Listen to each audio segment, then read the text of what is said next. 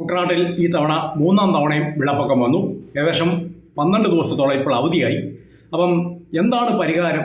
അപ്പം പല സ്ഥലങ്ങളിൽ ഇങ്ങനെ വീഡിയോ കണ്ടും പറഞ്ഞ് റോഡ് ഉയർത്തണം, അതോടൊപ്പം തന്നെ അങ്ങനെ ഓരോരോ കാര്യങ്ങൾ പറയുന്നുണ്ട്. ഏറ്റവും ബേസിക്കായിട്ട് കാര്യം പറയാണ്, ഈ വെള്ളപ്പൊക്കത്തിന് ഏറ്റവും പ്രധാനപ്പെട്ട കാര്യം, ഞാൻ ഈ 10-25 വർഷമായിട്ട് പൊതുരംഗത്തുള്ളതുകൊണ്ട് അന്നോട്ട് കേൾക്കുന്ന കാര്യമാണ് AC കനാൽ തുറക്കണം. അതോടൊപ്പം തന്നെ തോടുകളുടെയും കായലുകളുടെയും ആറുകളുടെയും ആഴം കൂട്ടണം. ഇതുവരെ നടക്കാത്ത കാര്യമാണ്. എന്തുകൊണ്ട് AC കനാൽ തുറക്കുന്നില്ല? എത്രയും പെട്ടെന്ന് AC കനാൽ തുറക്കണം.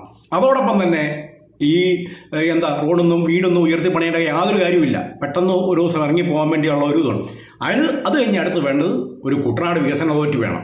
ഈ 3 ജില്ല, ആലപ്പുഴ, കോട്ടയം, പത്തനംതിട്ട, ഈ 3 ജില്ലകളെ ഏകോപിപ്പിക്കാൻ വേണ്ടിയുള്ള ഒരു ജില്ലാ കളക്ടർ, അതായത് ജില്ലാ കളക്ടറിലെ ഒരു വികസന അതോറിറ്റി ഉപയോഗിച്ച് വേണുവാസുദേവ സാറെ, കുട്ടനാട്ടുകാരനായ വേണുവാസുദേവൻ സാറിനെ പോലെ കഴിവും നല്ല ഉയർന്ന ടൂറിസം രംഗത്തൊക്കെ പ്രവർത്തിച്ച് വഴിയുള്ള അദ്ദേഹത്തെ ചുമതല ഏൽപ്പിക്കുകയാണെങ്കിൽ നല്ല രീതിയിൽ കോർഡിനേഷൻ ഉണ്ടാവും.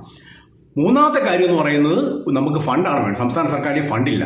അപ്പം ഫണ്ടിന് വേണ്ടി സാക്ഷാൽ പ്രധാനമന്ത്രി മോദിജി നമ്മുടെ കുട്ടനാട് സന്ദർശിക്കുന്ന ഒരു സാഹചര്യം ഉണ്ടായാൽ മാത്രമേ നമുക്കൊരു വലിയൊരു 10,000 കോടിയുടെ വലിയ പാക്കേജ് ഉണ്ടാവുകയും ആ പാക്കേജ് ഫലപ്രദമായി ചെലവഴിക്കുന്ന ഒരു സാഹചര്യം കുട്ടനാട്ടിൽ വന്നാൽ മാത്രമേ കുട്ടനാട് രക്ഷപ്പെടുത്തുള്ളൂ.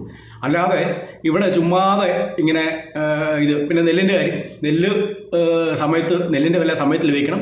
അതും ഇതുപോലെ തന്നെ കുട്ടനാട് വികസന അതോറിറ്റി ഉപയോഗിച്ച് ഇങ്ങനെ ഒരു വന്നാൽ മാത്രമേ ഉള്ളൂ. കുട്ടനാട് കൃഷിക്കാരെയും കുട്ടനാട് താമസിക്കുന്നവരെയും ഇപ്പം വളരെ ബുദ്ധിമുട്ടിലാണ്. അവിടെ യുവാക്കൾക്ക് വിവാഹം ലഭിക്കാത്തവർക്ക്, കാരണം കുട്ടനാട്ടിലെ ഈ അവസ്ഥയിൽ വന്ന ഒരു വിവാഹം കുട്ടനാട്ടിലെ പെണ്ണുങ്ങളെ തന്നെ കുട്ടനാട്ടിൽ വേണ്ട. അപ്പം സംഗതി വളരെ ഗൗരവമാണ്.